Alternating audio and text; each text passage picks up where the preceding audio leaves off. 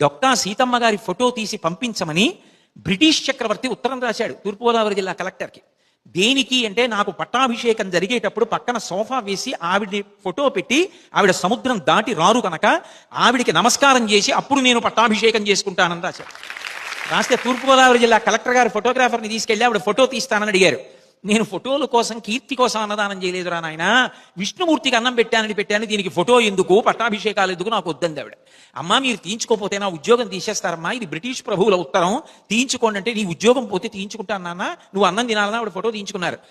British ప్రభుత్వంలో British చక్రవర్తి పట్టాభిషేకానికి పక్కన sofa వేసి ఆవిడ ఫోటో పెట్టి ముందు దంపతులు ఆవిడికి నమస్కారం చేసి పట్టాభిషేకం చేసుకున్నాడు. ఆవిడికి పంపించినటువంటి పత్రం కూడా ఇప్పటికీ ఉంది. నాకు జీవితంలో కోరికోసారి డొక్కా సీతమ్మ గారి సత్రంకి వెళ్ళి అన్నం తిని రావాలని. లక్ష్యశుద్ధి, ఈశ్వరుడు ఆదుకోవాలా ఆవిడ్ని? అసలు లక్ష్యమునందు నిలబడడానికి కావలసినటువంటి సంస్కార బలం ఒకటి ఏర్పడితే